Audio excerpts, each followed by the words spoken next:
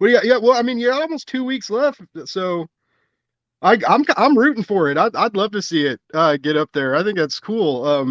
Me too. Me I, too. I bet. I'm not used to getting Oh, good news, and so it's kind of there's always part of it that's like something's going to go wrong. But no, it's great. It's all really exciting. well, thank you so much for doing this. Uh, I keep things, pretty chill. We're gonna talk about, obviously talk about the Expanse, and I know you got Prometheus coming out, the trade, in, Yeah. in April for Ablaze. And I wanted to kind of throw that in the mix. So have a nice little sci-fi chat. But yeah, like I have a filthy mouth, so previous I apologize, but say what you want. It's all about being comfortable, and I'll do a quick intro, and then we'll just hit the ground running. Sound good? I'm glad you said the filthy mouth thing because I tend to swear way too much because I don't get out much. So if that's fine, then yeah, that's good. Yes, That's one of yes. my Like, comfort please, like, zones. don't censor yourself. Be full Andy. We're good with that. Never go full Andy. All right. All right, Buzz babies, welcome back to another episode of Blake's Buzz. And this week I have got a comic book icon. He's written Daredevil. He's written 007. He's written Swamp Thing. He's done a lot of great indie work too. I've got Andy freaking Diggle in the house. I don't know if you guys have seen, he's got an amazing campaign going with Boom Studios right now on Kickstarter. It is inching close to $1 million. That is insane, and I'm so excited to talk to him. Andy, how you doing today, sir? I'm doing good. Thank you for the amazing intro. I like to lift you guys up. I gotta get you hyped up to talk the comics, man. I need more of this in my life, frankly. So keep it coming. It's all good. As we mentioned, it's been really fun to watch this campaign just literally like take off, burst out of the atmosphere, and travel the cosmos, right? And it's amazing. And this Boom has been Boom's been doing some really cool Kickstarters, but none of them have taken off like this. I mean, is it like the novels are fairly popular, I know, but I mean, do you think it's because of the TV show? Do you think that's got more people funneling into the campaign? I think it's probably a combination of both. It's just that people just love the expanse and they want Mm, more of it. I mean, like I wish I could take all the credit myself. But it's regardless of who was writing it, the comic, I think it would. People want more. And yeah. I mean, the series of novels, won the Hugo Award. Hmm. For a series. The TV show is a really faithful and smart and fun adaptation. It's proper sci-fi with characters you care about, but the science still makes sense, and that's a combination that you don't always get, especially on the small screen. And I'm a huge fan. I'm a screaming firehawk myself. So when John Moisen at Boom, when he first reached out to say, would you have any interest in writing a comic based on the Expanse, I practically pulled his arm off. It was kind of like, yes, yeah, I'll pay you if you'll let me write these. I'll do it. Crazy, I'll do it for free. it's the sort of and, thing, and, then, he knows and then you see the numbers, and you're like, let's talk about that some more. yeah, and it was, and this was just, as a direct market comic. There was no talk about Kickstarter and so on. It was just kind of like, Mm-hmm. it would be just, just a comic, and it's work for hire and all the rest of it. And I'm like, yes. I mean, like most of the comics industry is kind of by fans for fans. Like people who write, Batman or Superman or the X-Men or whatever. They kind of tended to be people who grew up being fans of that stuff, and then they get a chance to write their favorite comic, in later life. But I didn't grow up reading superhero comics. I kind of grew up reading, 2000 AD, and then kind of jumped to Vertigo and so on in the kind of Okay. 90s. So it's not like, people always ask in interviews, are there any characters you really want to write? And yeah, sure, but they're rarely superheroes. I mean, sometimes I've got like a take on certain characters that I still haven't got a chance to do. But it's very rarely that's, an offer just comes out of the blue to do something that I am a passionate fan of. And with the Expanse, I'm nuts for that. I love it. I love the books, I love the show, I love the whole thing. So like people say this a lot, but it literally is a dream job. I Mm-hmm. genuinely love it. And so, but it's also kind of terrifying because I don't want to screw it up. You know what I mean? Because Dan Abraham and Ty Frank, they really know what they're doing. And I think one of the reasons the show is so good is because they're not only writing episodes but also producing it and so on. So they're kind of keeping a firm hand on the tiller Yeah. to make sure it doesn't spiral off. and and they've got really good writers on staff. Naren Shankar knows what he's doing, and he's also, he doesn't just know story, but he knows physics. So it's just this rare combination of everything I love in sci-fi just kind of crammed together into this perfect little package. So yeah, so it's terrifying because because I'm following on from these incredibly talented people, and I don't want to screw it up. And I think everybody's got a degree of imposter syndrome when Yeah. you're creative for a living, and it kind of goes with territory. So the whole, I've got big shoes to fill kind of feeling, but it's nice feeling like I know what I'm doing. I think a lot of the time, I mean, I'm okay if I'm writing like James Bond or John Constantine, then I'm kind of like, okay, I understand the ground rules here. I know the character, I know what I'm doing. But often, especially, I've always felt like I'm maybe not the most comfortable fit in kind of big two superhero books where I don't necessarily have that foundational knowledge of what like decades of continuity and all the rest of it. So I sometimes feel like I'm just kind of faking it and hoping nobody notices. But with the Expanse, kind of like, no, I get it. I understand how this universe works. I understand how these characters think. I understand everybody's motivations, even if they're in conflict with each other. So yeah, and it's actually really satisfying to just be able to build on a foundation that's really firm like that. So it's kind of it's actually very freeing because I know what the parameters are. I know what's appropriate. I know how stuff works. You Nice. know, yeah. But it's also kind of because it's a different medium. I've seen it sort of jump from a game to a series of novels to a TV show, and each time, and they've been very smart in the way they've adapted stuff. Like going from prose to a show. There's kind of like storylines that would have to streamline or kind of bring in slightly earlier on, so it feels more smooth, and combining characters and stuff like that. Because because you have to reinvent things for a different medium, and now doing all that with a comic is like, well, comics is another medium again. I mean, yeah, it's visual, but we haven't got the temporal element to it. It's like Scott McCloud said that in comic, space is time. The more Hmm. space it takes on the page, the longer it seems to last. And I just want to let the characters talk, and there's like, I'm always butting up against the edge of the page or the edge of the issue because I just want more, I want more Expanse, and I just want to be able to cram more into every issue. But we've only got 22 pages per issue, and Yeah. yeah. So that's the frustration I'm having. I think it's because I'm having so much fun. I want every issue to be 100 pages long, and it means that I'm having to chop a lot of stuff out that we didn't really have room for. But that's the job. That's always comics. Everything's got to be sort of hyper condensed.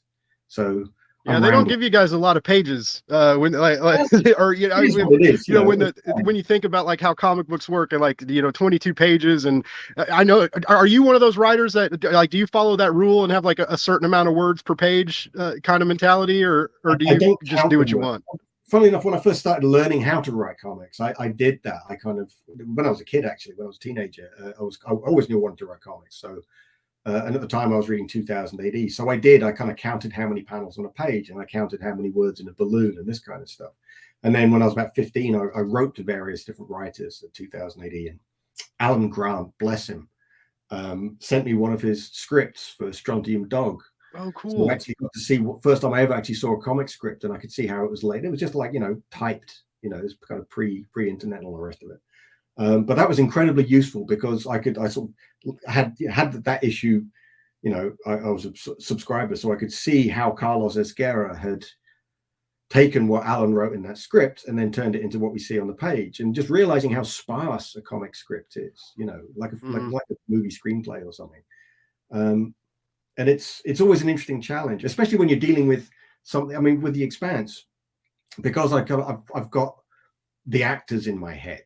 When I'm writing a Vasarala, I can hear Shoria Agdashlu's incredibly rich, deep voice and her delivery in my head, and it's so but my job is only to write the dialogue. You know what I mean? And Hmm. like I'm not directing an episode of the TV show. I'm not directing an actor. So it's up to Ruben Cubiles, known as Rubin, who's the artist, to convey the expressions on the characters' faces and the framing and the composition and everything else. He's got to do the set design and the costume design and get all the spaceships and the weapons right and everything else. So he's got the hard job. It's in comparison, writing it is a cakewalk.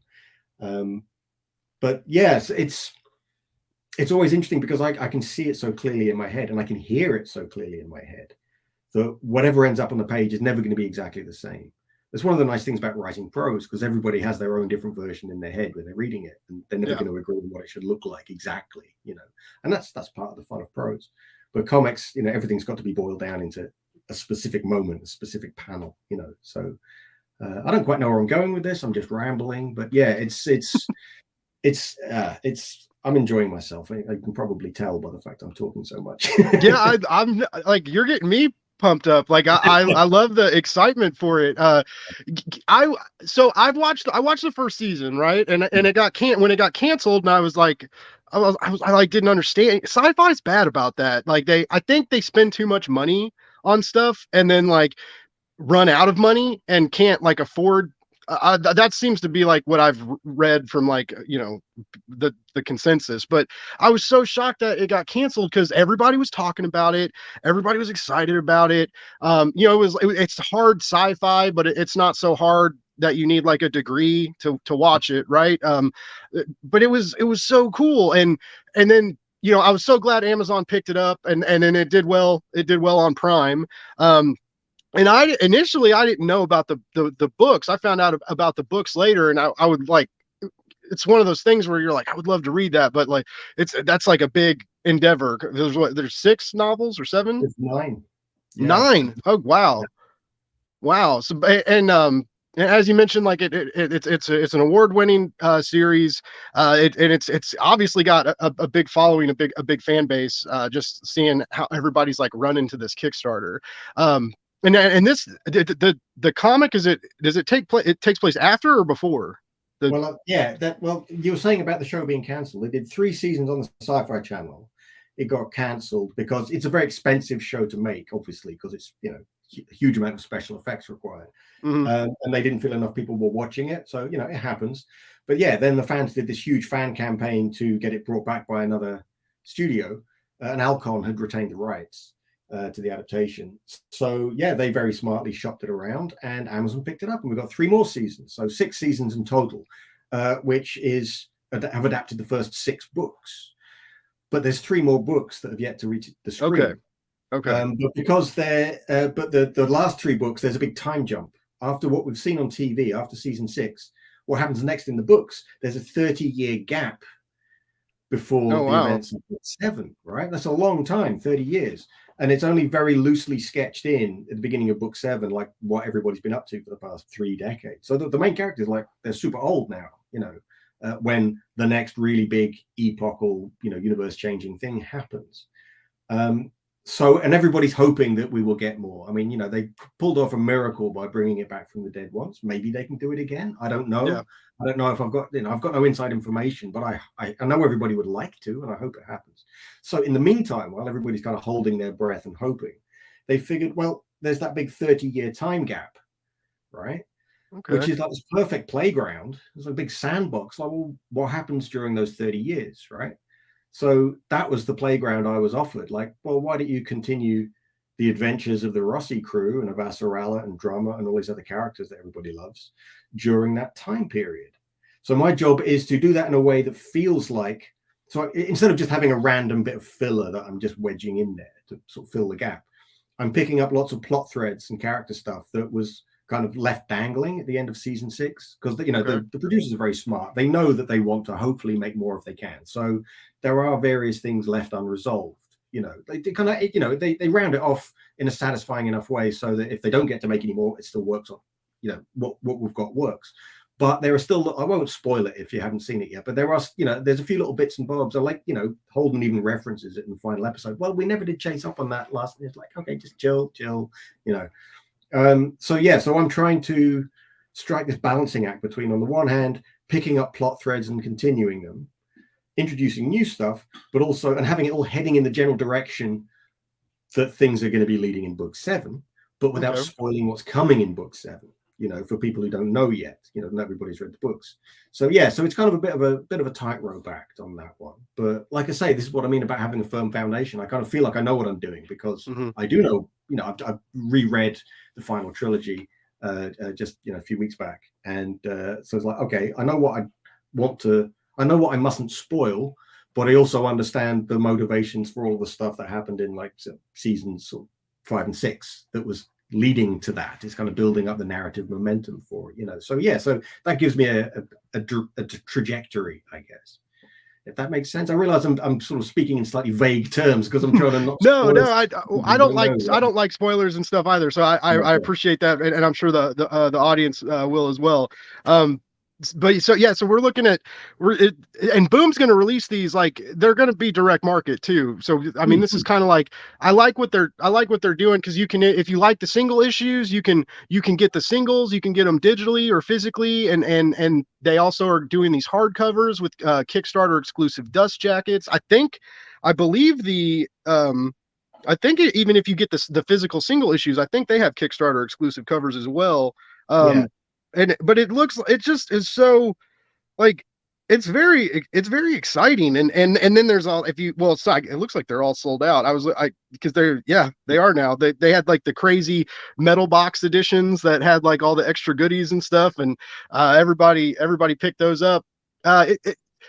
When you're going on a project like this, you know, crowdfunding is very interesting right now, right? Because it's kind of a tumultuous environment for indie publishers right now. Not necessarily Boom, like Boom's doing well, but you know, smaller boutique publishers. You know, we've seen, like, you know, Aftershock ran into some trouble. You know, IDW is trying to, you know, their stock prices are real low. Like, things are really kind of they're scary for like indie comics right now, and the creators. And I'm, you know, I've talked to, I do a lot of Kickstarter work with people, and you know, help promote books and stuff, and you know, more, this is starting to be like a trend. Like, we've seen Image go to Kickstarter and do a couple hardcovers. This is Boom's third or fourth time on Kickstarter. They did Power Rangers, The Boys, and they might have done Irredeemable, or yeah, they did like Irredeemable and Incorruptible. So Boom's been on like four. This is their fifth one, I think, and it's, you know, a year ago it was kind of not the case. Like, you wouldn't expect like big publishers to go to Kickstarter first to kind of, you know, jumpstart the production process. And I'm a lot of us are thinking this is going to become like a more, you know, normative thing. What's like, does it affect you and like how you're working, other than like, obviously, you know, looking at the numbers and getting excited and or nervous, but you know, like, when they approached you about it and like said they were going to do crowdfunding, like, did that, like, you know, what was your thought? Like, was it like a new deal to you, or are you kind of like familiar with it, or did it make your decision making any different? It didn't, because when they first approached me, like, there was no mention of Kickstarter. It's just to write a Okay, great monthly comic, and that's what I'm doing. That's my job, you know, because nice. it's a 22-page monthly direct market comic, you know, that they're also doing a Kickstarter for all these extras, you know, Hmm. like, you know, special editions, nice hardcovers, slipcases, all of that, you know, that stuff's for the hardcore fans, but that's not the core business. The core business is, you know, they're in the direct market business, you know. Yep. So yeah, so in terms of like my creative approach to writing it, it's completely irrelevant, you know, to me. I'm still writing the same comic. And it kind of, you know, it makes sense. And, you know, like the in the world of comics, you know, I used to be an editor myself, so I know how hard it is to keep feeding the machine and getting people to actually, you know, pick up and buy stuff Hmm. every week. So yeah, if there's, you know, if you can just reach out and sell stuff directly to fans, great, you know. And a lot of the Kickstarter exclusive, they you know, they're aimed at the hardcore fans Yeah. who want to pay to have the beautiful hardcover editions or whatever. But you know, for most of us, it's kind of like, yeah, I just want to read the comic, man, you know. In which case, yeah, just pre-order it at your local comic shop, you know. So it's not that, you know, it's not that big a deal for me. Obviously it's Okay. exciting to see that it's, you know, it's catching fire, and it's, you know, it seems that the demand is there, you know. So I think we're going to be okay. um, I wish I had a cut of that of the Kickstarter, frankly. Right. Yeah.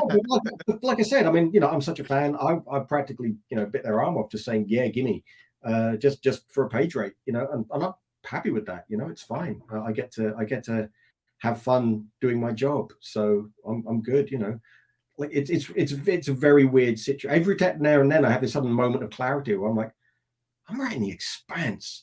That's so cool, you know, and I just get this big grin on my face because I love it. You know, I just love Yeah. it. That happened to me before as well when I was writing the first issue of my James Bond Hammerhead, and I've Yeah.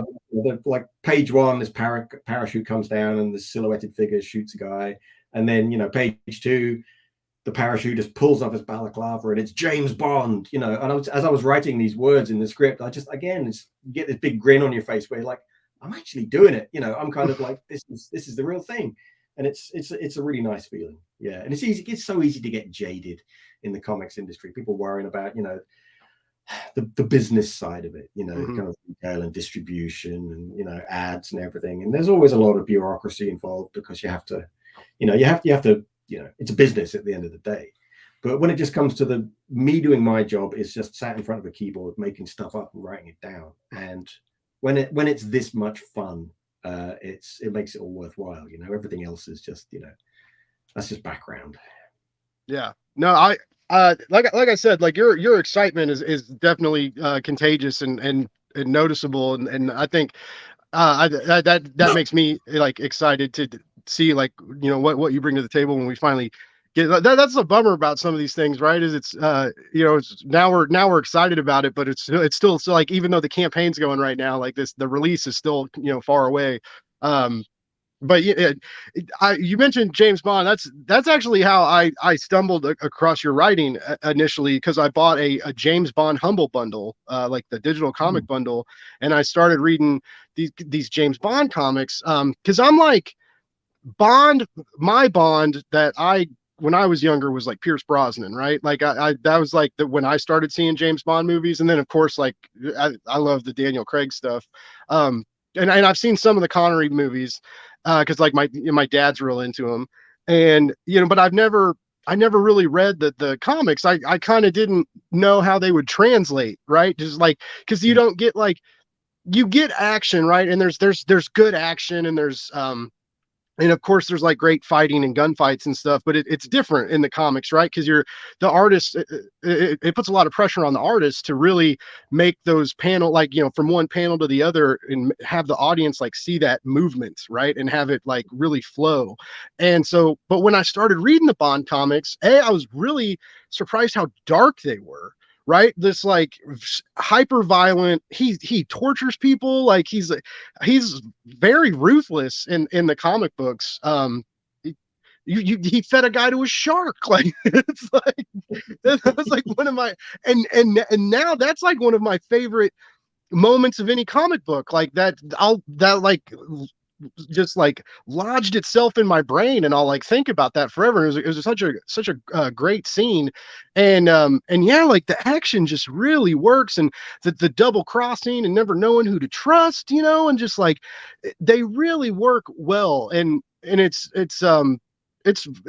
just been like a real joy to read, and yeah, like that's when I started reading your Bond stuff, and I was like I checked out your Swamp Thing, and it just you are making like you make really cool books, and like I'm on the Ablaze press list now, and so I've been checking out Prometheus, and like like I that's even really cool. And it's interesting how like it seems easy to your audience, right? It seems how you just like easily situate yourself into these like properties that you can tell you're excited about, but it's not like your indie comics, right? Like these aren't it's not your creation, and so you're like you're hopping into a well evolved character and storyline, and then simultaneously trying to make it your own, and have your voice stick out, and then also like appease the fan base, make a great comic, make the character make sense. You're really good at that, and that's why I was really excited to when I saw the campaign for the Expanse launch. It was like when I saw your name attached to it, I was like, yeah, that's in a good place. Like not knowing that you were like already like a huge Expanse nerd, just like you just or you were easily you put yourself into these stories really well, and like I said, you retain your own voice and storytelling mechanics. Like your fans of you can tell it's you, but you also like remain really true to the foundation of the characters and stuff, and so yeah, I'm like another reason why like I'm just a big fan of your work. You're so talented, and it's so cool to see. I'm really excited for like people to get this Boom comic, and I think a lot of not comic book readers are have ponied up to this Kickstarter campaign too. Like you said, like fans of the novels, fans of the show, like it's gonna. I think a lot of people outside the realms of comic books are gonna experience these graphic novels, too. And I dig that, right? Like we want more readers, right? We want more people to read comics and buy them. Of course, like it's how the business is going to survive. But I think it's going to bring a lot of outside readers in, and I think they're going to see the joys of like sequential narrative storytelling, right? And Well, I it's hope going to so. be I hope a so. good thing. Like, listen, thank you for the compliment. You know, I appreciate it. And like what you just said is like, well, that's what my job is, the way I see it. You know, so thank you. I mean, it's nice to hear that like it seems to be working because yeah, I mean, I think you got it exactly right. You know, I'm trying to keep a sense of my own voice in it, but still without going off the rails and just doing something Mm-hmm. that doesn't feel like the thing that fans already are invested in. And like I think half the battle is just picking and choosing the which jobs I say yes to and which I say no to a lot of stuff. And I've been offered all kinds of superhero stuff, which I just kind of like. I don't think I've got a take on that. I don't know if I could what I would bring to the table. Like I'm just Okay. not the right guy for that job. So it's and sometimes you just have to say yes if you need the money, kind of thing. When you're first starting off in your career, you'll just take anything they offer. But I'm lucky in that I've done well enough that I can now kind of pick and choose a little bit. Yeah. So yeah, and like, but on the other side of the coin, I think I'm not going to name names, but I've done stuff which I think I was kind of out of my depth or not the right guy for, and it kind of shows, I think, and some of that stuff I kind of find hard to look at now. But I know when it's working, and I know when I'm kind of like I can do my thing, and I hope my thing isn't just becoming stale, like it all feels the same or whatever. But I guess it's because I grew up reading things like a 2000 AD, which has always had this. I call it kind of crunchy storytelling, rather Mm-hmm. than smooth. I've never been a guy for soap operas. I want, the 2000 AD's got a very hyper condensed style of storytelling, but it's also got like very dark humor, a kind of bleakness to it, a sort of very mistrustful of authority and so on. And you want, twists and shocking moments and yeah, violence. Frankly, it's kind of, I think violence should be shocking. I think especially in superhero comics, we just once you're used to people being punched through buildings all the time, it kind of becomes a bit you know inconsequential. And I Yeah. think violence should have consequences. I think like the Losers, there's a lot of kind of gunplay in that, but or even in Green Arrow Year One, where it doesn't really have much of a body count. It's just. But me and Jock made this decision that when somebody gets hit with an arrow, it hurts. It's not like an inconsequential thing. So we came up with ways of making it look. Even when somebody gets shot with an arrow, make it look as like the most painful thing you could imagine, like getting shot in the knee or the hand or the elbow. It's Yeah. just so you look at it and wince because it should feel something you don't just shrug off. Yeah, Um, I hope I agree, and I hope I never know exactly how it feels, but yeah, it's I totally agree with you because a lot of these I love big two superhero stuff. Like I grew up with it and I still love it, but yeah, um it there's like there's not always consequence, there's not always repercussions, and then and of course now like I make the joke a lot that I don't think Marvel and DC think that we can count past 12. I feel like they're always like rebooting everything, right? Which is cool. Like, Josh Williamson, I love him. And like, I'm so stoked that he got a new Superman #1. And like, I'm really excited to read that. And, but it's always like, the days of like people getting really long arcs are kind of like there's no Peter David Hulk run anymore. There's not they everybody seems to like only get a real small amount of time before everything changes again or some new big event wipes the face of the earth, like a new crisis event changes everything and reverts everything back to a previous state. And that's one of the reasons why I really liked your Daredevil run is I love Daredevil and just like the way you handled him and like in that darkness when he's like he's possessed and all the stuff with the hand and it was so fun. And I still don't understand, like I think it was the tie-ins because a lot of people, there were people that told me not to read Shadowland, and they were like skip that. And I was like, no, I don't want to. Like, but I read just your issues. I didn't read like all the tie-ins and crossovers and stuff. And it was like just the miniseries was a very pleasant experience. And I collect omnibuses, and so like I'm now forever kicking myself because I didn't get that omnibus when it was normal price, and now it's out of print and you got to pay like a shit ton of money for it. And I need that for like my Daredevil omnibus collection. So I'm hoping one day Marvel reprints it. But I mean, it's interesting, like hearing you say, you know, I get what you're saying about like not being passionate for like every superhero, and having, like, especially when you mention like your take on it. Like if you don't have like a specific thing to say about it, or something unique to bring to the table, and I like that because no one wants a great writer to like phone in a comic, right? People can tell, and so but did what was different about like, was Daredevil a little different to write? Because he's got like the super senses, right? But he doesn't have super strength, and he's not invulnerable, and he's very, with his like the religious aspect, and his like, I always call his like superhuman weakness women, right? Because I always feel like he's always getting in trouble with like these various women that he gets involved with. But was that different like to write, and maybe kind of easier because it's not like as super a superhero maybe? Yeah, maybe. I mean, like, to be honest, like that's one of the names I wasn't going to name.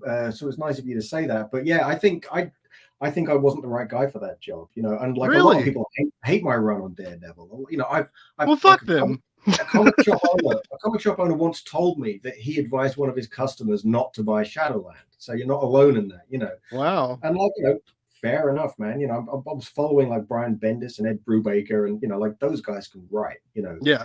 And it was one of those things where the publisher sort of says, okay, here's the story, here's what's going to happen. The Hand are going to build a big castle in the middle of Manhattan, and take over. And I'm like, okay, why?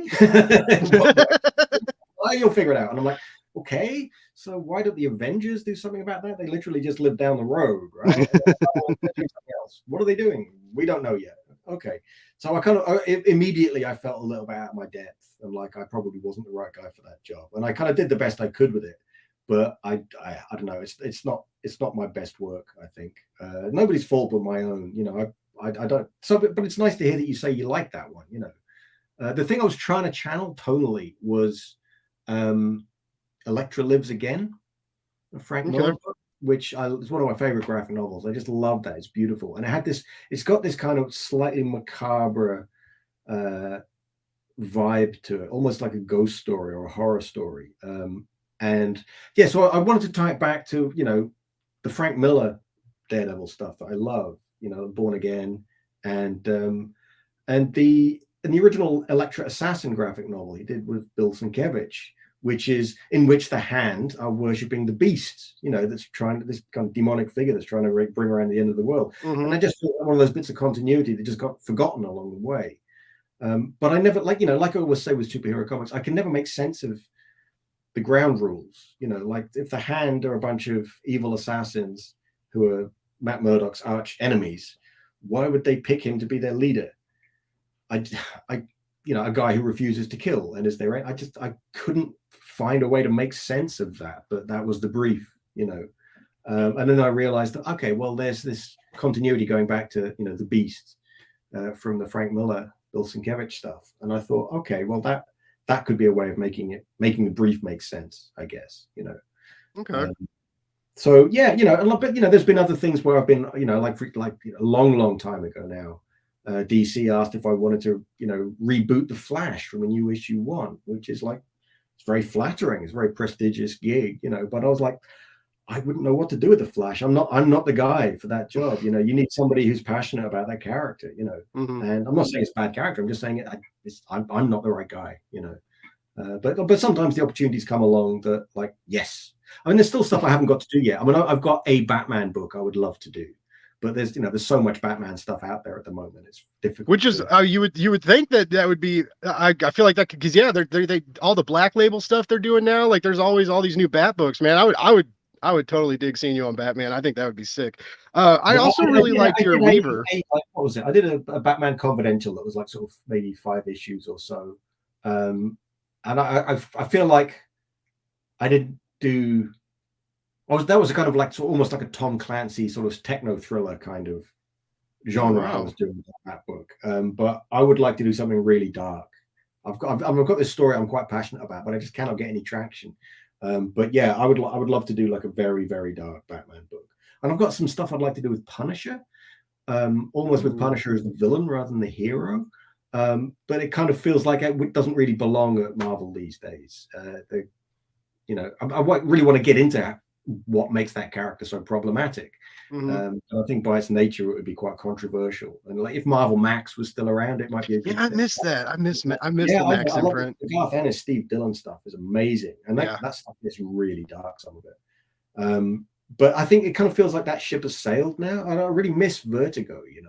Hmm. Black Label's great, but just just the weirdness you would get of Vertigo, and just people Yeah. taking chances and just treating you like a grown up. And nowadays, it kind of feels like everything just feels a little bit more corporate, a little Hmm. bit more like, yeah, but we need to sell the lunch boxes and not offend the mums.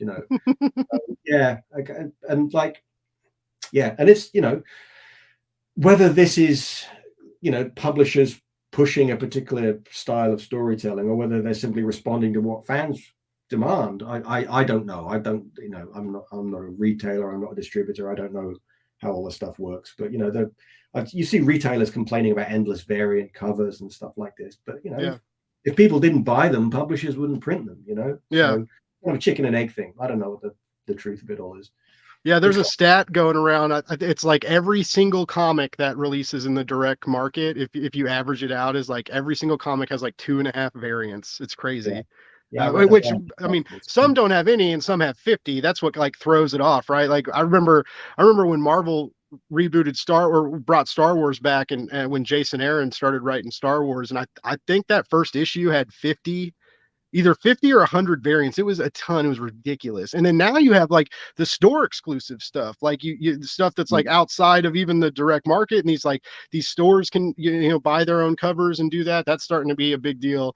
I used to be really into that. I call myself a recovering variant addict, and I used to like, especially when like Hickman did the X-Men stuff, I was really into getting like store exclusive variants. And so we're already oversaturated in X-Men comics, and I'm trying to buy them all, and I'm trying to buy these like awesome X-Men and paying like $20 an issue after shipping for these like store exclusive variants. And I quickly realized that like I was like, you either need to get a better job or you need to chill out and not do. And Yeah, now I've got, my friends would make fun of me, and they'd be like, dude, you're buying all, like, you have all these covers. What are you going to do with them? You just put them in a box. And I was like, but I know they're in that box.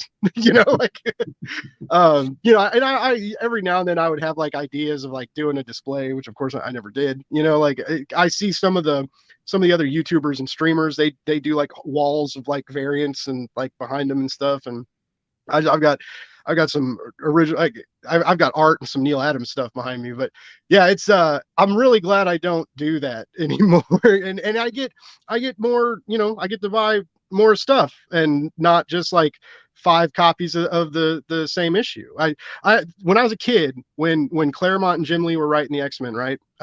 I would take my allowance, and I went to like, they would sell comics at the grocery stores and like the gas stations, and I would go to the 7-Eleven, and I picked up these X-Men covers, right? And I bought all these X-Men issues, and then realized that they all had different covers, but they were variants, right? This is how I learned about variants.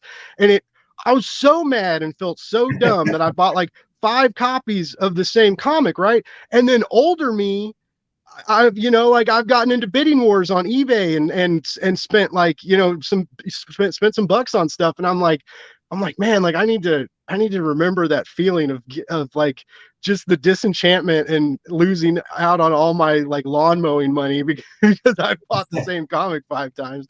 But yeah, yeah, anyway, the direct market is weird. And it's anyway, yeah, but I still, like I said, I still love it. I love the big two, and even when it gets cheesy, and repetitive sometimes. Like I'll never be able to quit it. Right. It's like I grew up with the X-Men, and I love Superman. Like I mean, they even brought back like the death of Superman, again, for the anniversary, which I thought was really cool. But yeah, it's just, I also love, like, indie comics is a special realm, though. Like, you just, like, creator owned properties, and the passion that comes from that, or even, like, when, like, you were doing like some other IPs, and like, just like you were mentioning about the Expanse, like how excited you are for this opportunity, because like this is like, that's your jam, and it may not be your baby, but you're gonna treat it like your baby, right? You're gonna be like a good babysitter,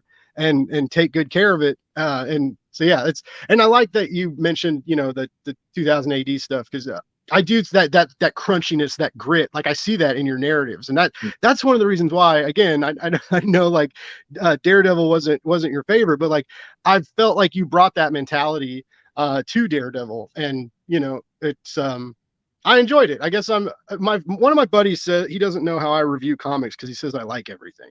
He's like, everything. He's like, you always like stuff, and I was like, no. There's a lot of stuff I don't like. I don't talk about it, right? I don't like that. I don't like being negative about stuff. If I think not covering something says enough, right? I don't need to. Like, it's crazy how, like, people, like, get online, and like tag the creators, and they're like, issue 2 of Superman was dog shit, and they're like, this art sucks, and they're like tagging the artist. Like, I hate that. It like makes me cringe. And so yeah, I just like, I talk about what I like, and I have I've built a following from that. And when I tell people that a comic's worth buying, a lot of people buy it, like it. And I don't usually let people down. So, and it's I like that positivity over, like, I just don't. I don't want to. I always joke and say, like, these comics are like, they're your babies, right? You guys are you're making them, you're putting your blood, sweat, and tears into them, and raising them, and seeing what they become. And I'm not going to shit on someone's baby. Like, no one wants that. No one wants, babies shit on We themselves. You need don't more need to. fans like you, frankly. Yeah. But so I wanted to also just touch base, because when you mentioned, like, your issues with, like, superhero comics, and powers and stuff, like, I really liked Weaver, and I thought that was, like, really, really cool. And I get, and you you put, like, you very much like your own kind of spin on superpowers with that. And like, how, like, looking back, like, is that one of the comics, like, are you like, is that one of those where, like, I don't really like talking about that one, or is that, like, was that, No, no, do you feel that was good? a good experience. Yeah, and that was one where it was a new idea, but it wasn't mine. It was actually Nick Barucci approached me and said that they were going to put together like a crime line, Hmm. because like Garth Ennis was doing some crime books for them and so on. But it would be like a crime book, but with a slightly supernatural twist to it. Yeah, so I didn't really Okay. approach it from the point of view of the superhero. But yeah, but I like thrillers.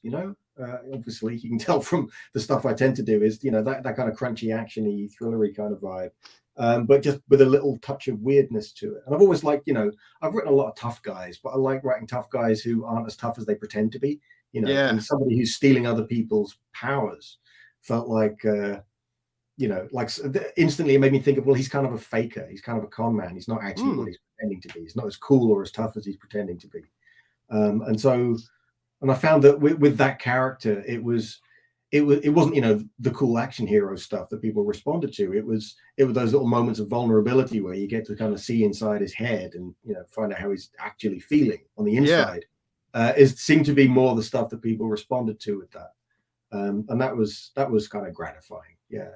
It was It originally reminded brought me in. of Ed Brubaker and Sean Phillips, like, even the art style and stuff too. Like, I really kind of felt like, it kind of sang with those vibes, like that kind of, like, which was like, noir with superpowers, which I was just totally into it, man. And that Those was guys, another one of my favorites from I'm him. good friends with Sean Phillips. We're kind of like drinking buddies occasionally. He just lives not far from me here. But I love what him and Ed do together. They're such a great team, Hmm. and just like just that whole vibe, the tone is like something I'd like to see more of in comics. Yeah. And it's Yeah. so it's not just tonally and genre wise, but also just in terms, you were talking about just doing a run on something instead of everything constantly being rebooted and reinvented. And now they're just doing just OGNs, and I Hmm. think that's a really good model, I think. And I I understand, like it a lot. yeah, with Like a I love million that variant model. covers per issue, you get to sell the same thing over and over again. But everybody's feeling a little bit skint these days, and it's kind of like I would rather just pay once for a nice hardback. You know what I mean? Hmm. So I don't know. Maybe the market's evolving, but yeah, no, totally. I mean, like you said, like noir with superpowers. I mean, they've been doing that forever, and again, gradually the superpowers just kind of disappeared from the books, and now it's just straight crime, and they've pretty much Yeah. cornered the market in that. I think like maybe Brian Azzarello and Ed Riso sort of kicked the doors in for crime comics at Vertigo with things like Johnny Double and 100 Bullets. 100 And as soon bullets. as, as Yeah. soon as those books came out, then I was kind of like sort of hanging on their coattails. Like when Will Dennis first approached me to kind of reinvent the Losers. Mm. The first thing I said was, well, can we, instead of it being a DCU book as the original war comic was from the 70s, I said, well, can we just do something that's just straight thriller. And he was like, yeah, cool, do that. But I don't know if I'd have got to do that if it wasn't for the success of 100 Bullets. And Okay. well, the thing that first inspired me was Johnny Double, just because I thought that was a great little book they did just before 100 Bullets. And it's like, well, if Vertigo's doing that now, then that suddenly presents an opportunity for me. Yeah, like it's just, but it's not a quality judgment. It's just like that's the stuff I like, and I want to write the stuff I want to write the stuff I want to read. Yeah. I've never heard of Johnny Double. I'm like looking it up right now. That's awesome. I'm gonna have to check Yeah, this out. I think it was like 4 issues. Makes a good little trade. Nice. Yeah, Yeah. it's crazy. You know, so I was like an MFA student, and I used to do like creative nonfiction, and I used to write like short stories, and I did the deal where like I tried to get stuff published and send it off, and I got to the point where I was getting like positive rejections, like I would get like a formal rejection letter, but like the editor would maybe write a note like not this is cool, not for us or whatever, right? Well, that's And good. I and mean, that's for most people, because those submissions piles they get is just it's a mountain oh to yeah, wait. So if they're taking the time to send you a positive note, then that's great. I mean, like Stephen King, like wallpapered his apartment as a kid with like rejection letters. yeah. So that's a good sign. It means you should keep doing what you're doing. Keep at Yeah, it. well, and I tried like I got kind of burnt out with the grad school deal. Like it like like the excitement from writing, and then the kind of because I know I now see like at the time like I loved the MFA program. I had a lot of fun, and I learned an absolute ton.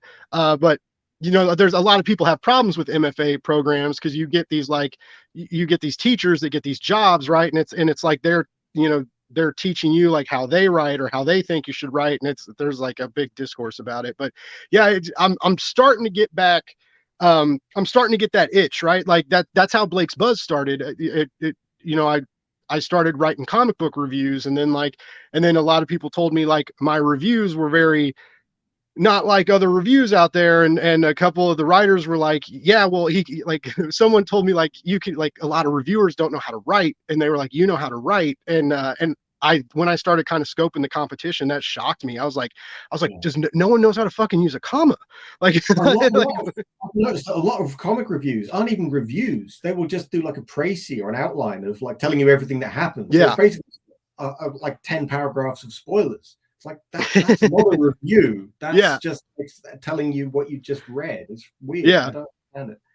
See, I when I write a review, like I put the solicit usually first, right? So I get like the solicit from previews, and then that's my I don't rehash the plot, like other than that I go into like a scene I really dug, or how I'm big on tension. Like I really nerd out on tension and pacing and structure. And so like I talk about that a lot, and then of course I'm trying to get better at talking about art. I feel like I say the same thing over and over again about art. I'm like, it's really cool.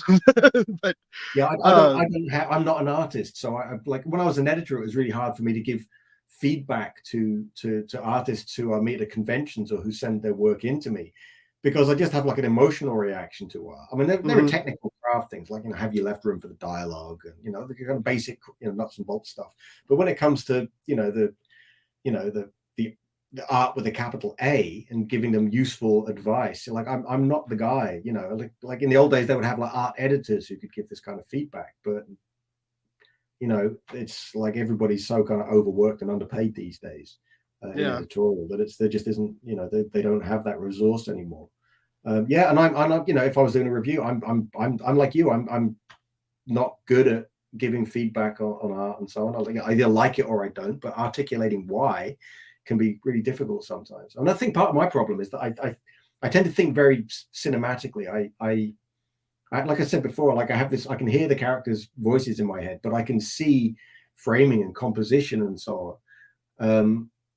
And if I'm too prescriptive in the script, then I'm giving the artist less freedom to tell the story their way, you know, Hmm. because it's a collaboration. I'm not the artist's boss.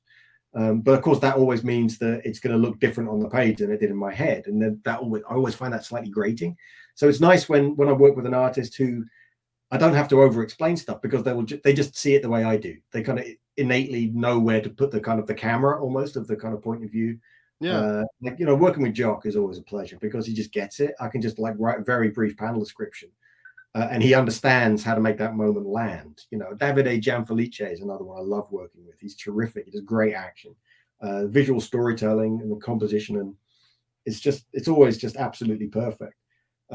So yeah, but so it's lucky, and you find like that's why I've worked so often with Jock in the past. I mean, it's one of the reasons why he's so successful. You know, not because he worked with me, but like his storytelling is so fluid and innate, but it's still got that Yeah. kind of grit. He's awesome.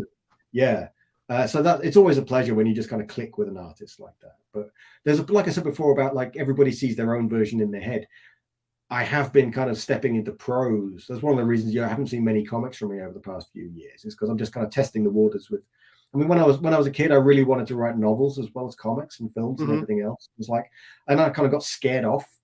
You know, I got a lot of bad advice as a teenager from teachers. I couldn't even do the exams I wanted to do. I wanted to learn creative writing, which now is easy, but back then, this was the late '80s. They were just like, no, that's not something that we do. Oh And wow. I kind of felt like that's a muscle I've let atrophy, you know. So I've sort of dipped my toes back into writing some prose, and I've been really enjoying it. I did like a Lenny Zero short story that was in the Dread magazine a year or two back, which I really enjoyed doing it in a kind of Elmore Leonard in the future kind of prose kind of style to it. And I wrote a short story backup. I don't know if you know Cold Iron. It's a comic I did. Me and Nick Brokenshire did in Comixology that Dark Horse are collecting this summer. And for the trade paperback, I've written a short story that's like a sort of equal a sequel or epilogue to the comic. Uh, Okay. That's the Western, right? Say again? Is that the Western? No. Cold Iron is kind of like a modern fairy tale kind of vibe. Oh, It's okay. slightly fairy tale. I describe it as like local hero meets Pan's Labyrinth. It's set on Ooh. the Isle of Man, which is somewhere that you know, like is I've got sort of family connections there and so on. So it's kind of Celtic myth meets modern life kind of vibe to it. But Cool. writing a short story for that, like a prose story, I really enjoyed that, and I kind of felt like that's where I started to feel like actually no, I do kind of know what I'm doing here, you know. And I like the idea of just writing directly to the reader and not having it have to go through all the different filters of all of the different people, like whether it's fan expectations or publisher demands or the Hmm. artist, the letterer, and the colorist, each adding their own interpretation, which is great. I like collaborating, but there is also something very refreshing at just speaking directly into the mind of a reader and having Yeah, just it's a different experience for sure. yeah. So I'd like to try more of that.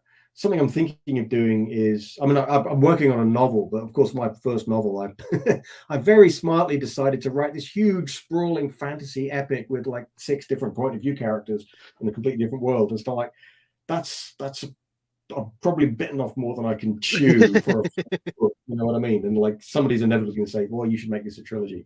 So I think maybe what I ought to do is, and that's kind of like been put on hold while I'm doing The Expanse and another thing that's not ready to be announced yet. But I would like to write some short stories myself. I've got a lot that I've got a lot of notes on and so on. I find it like really refreshing. It's almost like a sort of mental palate cleanser, to just Yeah.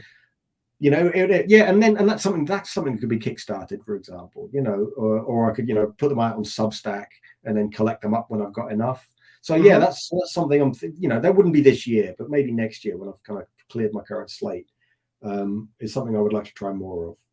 We'll Do you see. think, right, like, so because of how like succinct you have to be in a comic book script, because like great writing, like, one of the things like I always is like condense, condense, condense, right? Mm.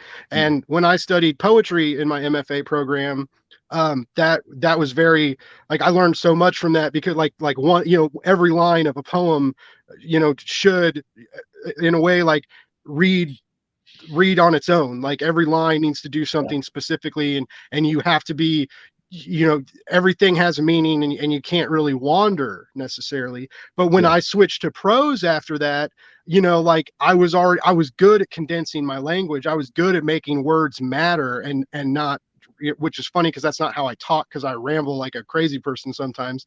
But do you think your script writing, because of that same mentality of like you combating against the short page length, and just like a page of comics you don't get a lot to say, do you think that helps your prose? yes, I do. I completely agree with what you just said. I've often described comic scripts as almost being like a form of poetry. I mean, they kind of, I write in screenplay format. I mean, screenplays are famously kind of condensed and sparse form. But like the poetry aspect comes in, not so much in the dialogue, but just in the panel description. In poetry, you want to have the maximum amount of meaning in the minimum number of words. So that's about choosing exactly the right word to convey Hmm. exactly the right expression in somebody's eye or something like this. So yeah, so I do choose my words very carefully. Sometimes where you can stumble is, I mean, for in a corporate comic, sometimes you don't know who's going to be drawing the script, who's going to be drawing the art from your script, I should say. Hmm. And often it might be somebody who doesn't speak English as a first language. Yeah. And if I know that going in, then I'm going to write I might be slightly more long-winded in the panel description, but just in order to clarify exactly Yeah. what I mean, you know. But sometimes I prefer to have that very condensed. What I've really noticed just recently is conveying expressions on somebody's face is actually a really difficult thing to do in a script. And Yeah. because it's Right. something you're not used to reading, because you're reading a novel, it's not going to go into minute detail about the expression on somebody's face because it just gives you broad strokes and you project into it. And in a film script, it's not the script's job to tell everybody how to act. That's the director's job. And so we're kind of not used to reading stuff, which I guess what I'm trying to say is that in a comic, I don't want to spell. I don't like writing where people say exactly what they mean and what it like. This is how I'm feeling because that's Hmm. just raw exposition and it's bad writing. So Yeah. you want to have a little bit of ambiguity in what they're saying, but have the truth in their eyes or in their face. Somebody might say they're fine when they're not fine, and the art needs to convey that actually they're not fine. Hmm. But trying to find a language to actually accurately describe various different expressions is really difficult. I mean, like I remember like a few weeks back, there was this stumbled across something on Twitter that turned into frown gates, where we realized that the word frown means something completely different over here in England than it does in America. In America, frown, people think frown means your mouth going down, like a sad face kind of thing. No, Hmm. frowning is something you do with your eyebrows. And it kind of, and then Really? and every British writer, I kind of tweeted about this a few weeks ago, and then every British writer just sort of jumped into my timeline going, wait, what? Does this explain why I've had so much weird artwork? Like because there's this language gap. And then I realized, like, there's various different expressions that I want somebody to pull. Like someone's going like this, like, what are you going to do? Kind of face. Like, how do you describe that in a script for an artist? Yeah. And it's hard because we realize we don't actually have the vocabulary for a lot of different facial expressions. And when you want to be subtle in what you're conveying on the page, because obviously I'm thinking my job is to think in terms of how the artist can bring this to life. And it gets weird. It's kind of like I realized there's kind of a stumbling block here. We need to kind of like agree on a vocabulary for different expressions or something, because otherwise everything just gets reduced to, you know, like oversimplified emoticons. You know what I mean? Yeah. There's a lot of bad acting in comics. There's another reason that, like, Ed and Sean are really good at this stuff, because their characters feel like real living, breathing humans. Whereas in kind of larger than life escapist stories that we get a lot of in comics, everyone's always snarling in anger or screaming in rage, and it's all a bit pantomime. It's all a bit turned up to 11, and sometimes you Yeah. want to kind of calibrate it a little bit more. See that, and that's so true, and that's those are the superhero big two comics that I like when they remind us of like the human elements of like I think that's where like a Superman comic shines, right? I Yeah, love the big action scenes.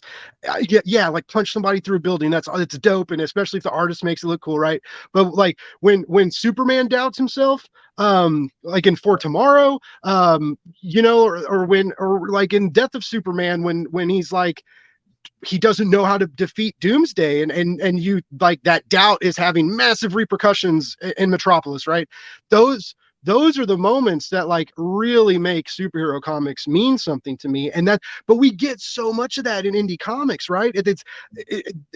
There's way there's more characterization and there's more time to develop some of these characters too, just because like you're making your own rules. Like yes, you still have editors and stuff, and but you're not on like these crazy big two deadlines where like this all has to happen and this certain way, and yeah, you can do what you want, but he still has to be like at this point because of the next crossover, and that kind of like character freedom in indie comics is what makes indie comics shine.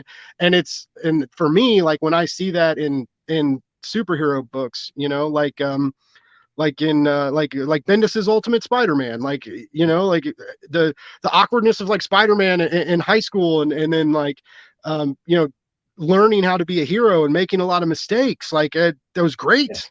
Like Tom King's Batman. That's why I like Tom King's Batman so much, is because Batman gets his ass kicked every now and then, but he always picks himself back up. And so many people got mad about that because they were like, Tom King just makes Batman get his ass kicked all the time. And I'm like, he does, but he gets back up and he wins, and he gets back up and he thinks how to do something differently so that he can win. Like you see Batman like make a mistake, and it's like, why do we not want that? Like we make mistakes. Like like he especially Batman, he's fucking human. He's just rich. His superpower is being rich, and he's a good detective too, but whatever.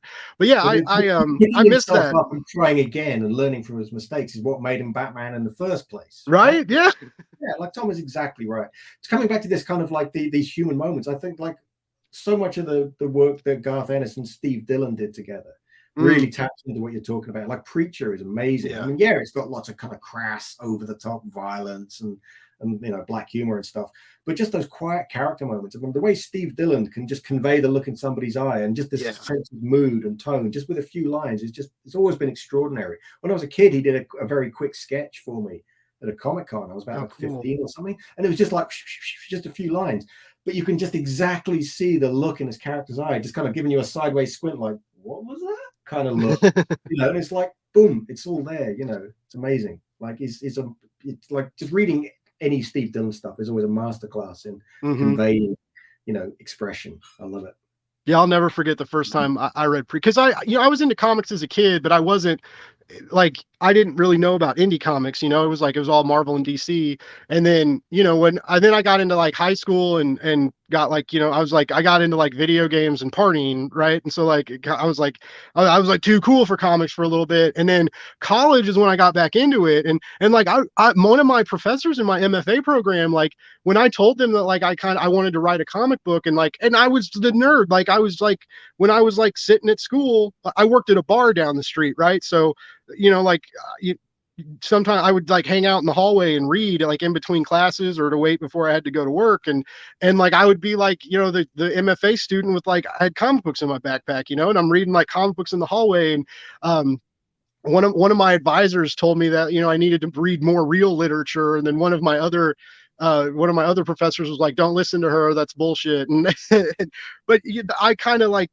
some of them like made fun of me for like reading like you should be reading these like you should be reading like Raymond Carver, da, da, da, da, and like which I enjoyed that stuff too. But I just loved comics, and I had I forgot. the same arguments with my teachers, because like the only thing I enjoyed doing at school was like writing short stories. I loved it. Hmm.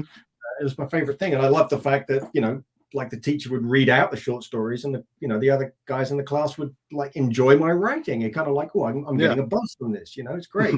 I got so much bad advice, like that I'm supposed to like Jane Austen and Charles Dickens and E.M. Forster. It's like, and I was reading like Stephen King and William Gibson, you know. Yeah. And they're like, oh, and they're like, oh, that's not proper literature. Like, yes, it is. You know, Yeah. I'm like, you know, these guys are giants. And like you know, it was one of my proudest moments was when I got my English teacher reading Neuromancer. You know, but I was having the same arguments about comics. They're like, oh, comics are just for kids. I'm like, they don't have to be. You Yeah. know, it's a medium, dude, not a genre.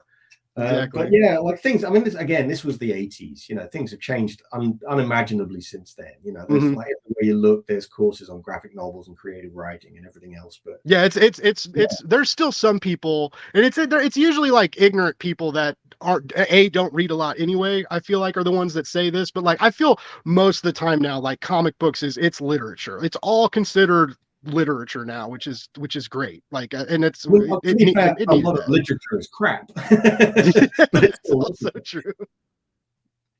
Oh man. Well, Andy, I know I've kept you a while. Real quick though, I did want to talk about Prometheus 1313 because I absolutely loved it. And it's so. Did you understand it? Did you understand what was going on? Because that's based on a very, very complicated and confusing French I novel. didn't know that initially until I Okay. finished the last, like the final issue talks about like the 20 spawning volumes like afterwards that and I that was really intriguing to me because, well, a very cool gig, but also, you know, possibly a little, you know, like nerve-wracking and excitement, like what you're doing with Expanse right now. Like, hey, take this, you know, period that we don't know a lot about, and you know, develop it and make it, you know, fill in the blanks. And this was like, you know, hey, you know, take this dystopia and show us how it began.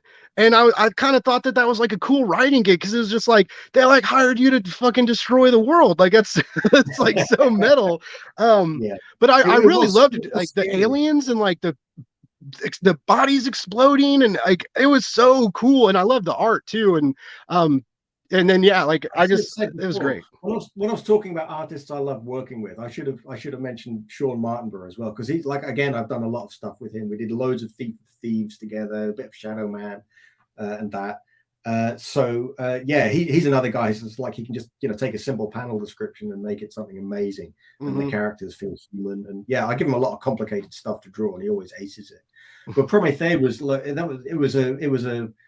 it was nerve wracking because like Christoph Beck has done this series of like a dozen 46-page sci-fi novels in Mm-hmm. France, which basically is like every single UFO, ancient aliens conspiracy theory you've ever heard, all mashed into one giant thing.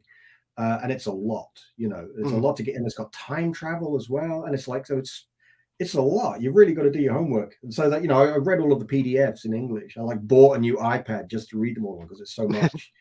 And I'm like, how do I? And they said, but the brief was to do basically 100-page graphic novel that kind of as an entry into that world. Like, how do I condense it all down without just repeating what he's done? So getting my head around the whole thing was a big job. And to his credit, it was Will Dennis who was editing it who suggested, because I said, I don't know how to find an accessible way in for the reader here. And it was Will Dennis who suggested, well, there's this missing time on the space shuttle. Why don't you use that as the basis? Show us what happened to that crew. Because that space shuttle is part of the first Prometheus graphic novel. It's French for Okay. Prometheus. And I'm okay, no, that's cool. And also it means I get to do some cool space stuff with physics that works. And I was channeling a little bit of the Expanse in that with the whole kind of thrust gravity thing when they get pulled to the moon. But I also had this idea of actually started off originally as like somebody who presented themselves as a seer, like a precognitive, something like this, somebody who can read the future, who stands on stage and says that they were just making it all up, but then it turns out true anyway. It kind of evolved into something slightly different in the book. And I've got an interest in UFOs and so on. I don't necessarily believe in little green men and flying saucers, but I think there is some possibly a natural phenomena combined with, I think, probably sort of stealth technology. I don't know. But I just find the whole thing interesting, but I also find the kind of cult-like behavior around ufology to be kind of fascinating as well. So it's kind of kooks and spooks and weirdness all kind of mashed together. So yeah, once I found that way in, then that really helped. But it was but I don't haven't really talked to fans about it. I don't really know how it's been received. I don't know if it's comprehensible. I don't know if I did my job well enough to actually make sense of. I think it worked. Like I said, like it as a stand, like I definitely want to read the following graphic novel. Like I'm excited to check those out. But like I was raised Catholic. I'm not religious anymore. But you starting it, the precog stuff and using like the book of Revelations and having that like the horns, the beast with horns rising from the ocean, and it was like, and it's a fucking UFO, and then like the alien soldiers, and like the scorpion like I remember as a kid, and my buddy was Baptist and I was Catholic, and he talked to me about the book of Revelation, and I was like, what are you talking about? And he told me to read the book of Revelation, and I read it, and dude, I don't know that I've ever been like that scared in my life again, because I It's was pretty just like crazy. for weeks until like I finally got distracted. But I was like, I every day I was like, the trumpet's gonna blow. I was like, it's gonna happen. The same thing when my dad, I used to be really, I was really into aliens and stuff too as a kid, and my dad would let me watch horror movies. He'd let me watch Alien at a very young age, and I had like screaming nightmares, and my mom was super pissed at him. But that instilled like a deep love for the sci-fi genre, and especially sci-fi horror.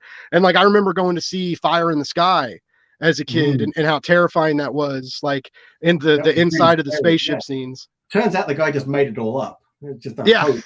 But the movie was scary. Movie was terrifying. Yeah. Yeah. Like all like the skin and stuff that they like kept him in, and yeah, just like the probing and the machines. Yeah, it was gnarly. And I used to watch Sightings all the time, and I would as a child, this was like after my fear of Revelation and the end of times. But then after that, like I was fairly certain that like I was going to be abducted by aliens at any given time. And I was like, I was scared. And so it's funny, like now, like I love horror and I love sci, like I mean, like love it, love it. And yeah, I very much enjoyed that graphic novel you did, and it's cool what it's doing, because like Comixology, I know things are changing, and it's a bummer, but it was cool like that came out on Comixology, and now Ablaze is re-releasing it, but I like that they're re-releasing it as like single. They're putting out the singles and then the graphic novel too. I see people buying it. I've seen like friends on Twitter like posting their comic book hauls, and like it's in there. I think Ablaze is a great boutique publisher. They're doing very, very cool stuff. And I feel like just like Mark Russell's Traveling to Mars, like you you guys have like two of like some really great sci-fi books from them, that people are excited about, because I think people are just excited about what Ablaze is doing. But yeah, it's I just loved it, man. And like I said, I was excited. I was so excited to talk about Expanse, but you have like a really solid gift with science fiction, and it definitely, um like your tone like sings while you're reading it. It's like great music, and it's catchy, and you think about it later. And I love the time jumps. I love the time traveling. I love just like the aliens and how creepy all that was, and like the injecting the nanobots into the eyeballs and shit, man. Like it was so gnarly and very, very cool. And I had a fucking blast reading it. I'm not gonna lie, man. It was very, very good. And again, why I'm like so stoked to like, and waiting for like the Expanse, because I can't wait. I can't wait to see just your natural gift at sci-fi storytelling, combined with your love of the lore and the series and the mythos, right? Like I I appreciate think it. this is going to be a killer I'll book tell you from how glad Boom. I am to hear you say that you enjoyed Promethe, because yeah, because it's such an odd one. I wasn't sure how it would go down, so that's really nice to hear. I tell you, like talking about the science fiction thing. I mean, as a kid, I was obsessed with Star Wars. I just wanted kind of escapism. The real world had Hmm. no interest to me at all. I just wanted to escape into the world of Star Wars. Whereas my dad was like a real old school hard sci-fi guy. Like for him, it was all like Asimov and Arthur C. Clarke and stuff. And so my entire childhood was me trying to escape into these fantasy worlds, and my dad telling me that actually that doesn't make sense. They've got this science thing wrong. Lasers don't work like that. That X-wing canopy doesn't look airtight. So I was like, Dad, So like, so kind of part of my job became, yeah, I want that kind of white knuckle escapist entertainment. I want to make that. I want to make people feel like, have a good time and be, thrilled, but in a way that also makes sense and that doesn't, Yeah. I don't need to explain how the science works because, frankly, who cares? The immortal words of Kyle Reese in the Terminator: "I didn't build a fucking thing." Um, but it's there. If you do scratch the surface, then they do know. I do know how stuff works. And again, that's one of the reasons I love The Expanse. Because they understand, you know, mass and velocity and momentum and like how railguns work and how the Epstein drive works and how fusion works. And it's not just kind of magic force fields and fairy dust. It makes sense. And it's weird that we just hasn't been more of that in sci-fi. I'm sure if you read kind of like old school hard science fiction novels or whatever, then yeah, they've got the science right. But in terms of on the screen, especially on the small screen, Mhm. like you generally either get escapist entertainment where all of the aliens just happen to look human and breathe air and speak English, which is the Star Trek version, or you get something that's very dry and technical and not really very, Yeah. accessible. Yeah, it's a My hard dad's line to idea of a walk. good, my dad's idea of a good sci-fi short story is somebody explaining how the spaceship engine works. That's not a story, Dad. So yeah, but in the Expanse, you get both. You get the characters you really care about. It's got like something in common with like something like The Wire, I guess, in that it Yeah. doesn't talk about good guys versus bad guys. Instead, you just see it from whichever side you're on. Their motivations make sense from their point of view, and so it's all about context. So I mean, yeah, it does have bad guys, but even the bad guys think they're doing the right thing. Mhm. It might be for like for the what they believe to be the good of the species moving into the future or whatever it is. But in order to do that, they're kidnapping children or throwing asteroids at planets or whatever it might be. It's like that's not okay, guys. But I love the fact that it and the good guys are trying to stop war rather than to win a war. So the Rocinante crew are this kind of little microcosm of the entire system. You've got like Earthers and Martians and Belters all kind of working together to try and prevent wars or shut them down rather than trying to defeat the baddies kind of thing. So it just treats you like a bit more of a grown up. Mhm. Plus cool space battles. It still gives Yes. you all that cool stuff you want. It's not like it's some ponderous po-faced thing. It's still completely cool and badass, but with a brain as well. Because you shouldn't have to leave. I've always hated that phrase, leave your brain at the door. It's like Yeah. I like my brain where it is. It's Yeah. kind of there's nothing wrong with my brain. Challenge, So yeah, I like challenge me. I love narratives that challenge me. Not like I don't want to feel stupid, right? But like and I don't want to feel lost, but like, make me think outside of the box. Make me or and teach me something too, right? Like it's yeah, it's those that makes stories great. Like and I'm you know totally what, with you. James Cameron has always been really good at striking this balance as well. I mean, I think like Ridley Scott too, in something like Alien or Blade Runner, Hmm. that kind of feels like grounded and believable.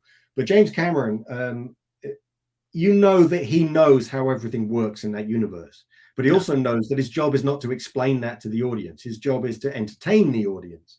But he knows how gravity works and whether this is like a rotor driven gunship or it's using like VTOL jets, or he knows that those big arches on Pandora are actually ancient lava tubes, which the rest of the environment has been eroded by weathering, and that's why it looks like, he doesn't need to explain that to the audience, but he knows. So Yeah. he's building this solid foundation on that world. And I think The Expanse feels very similar to that, in that it's got that grounding, but it doesn't feel the need to explain everything to you. It's just using that environment to tell stories about people, because it's ultimately it's a good story is about people and human nature and saying something true about people, Yeah. and that's what makes it compelling. Yeah. And that's and Prometheus, like I see that too. Like that whole just well, I mean, the weight of like the main character and um how she knows the world is going to end and just the like I remember when she's like, but my cousins and nieces, like I have to warn them, and they're like, what's it going to do? Like they got a few days, like it's not going to do anything, right? And just like I don't know that to be in that position. I thought was really intense, and I thought the weight in the novel, like or in the graphic novel, like it worked really well. Um, and just yeah, the it really flipped my lid when we find out that the astronaut is the one that like was that Spoilers, yeah spoilers. yeah the astronaut tie-in part. Yeah, it was. I was just like wow. It was very it was crazy. And yeah, so just to like you know again, I know I've kissed your ass a lot, but just that mind and like how you are able to structure that.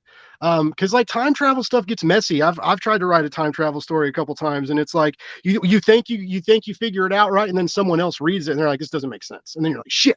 And so just like these like portals and time jumps and things that you bring in, on top of just like the grounded in physics elements that you use like in inside the spaceship and what they're doing.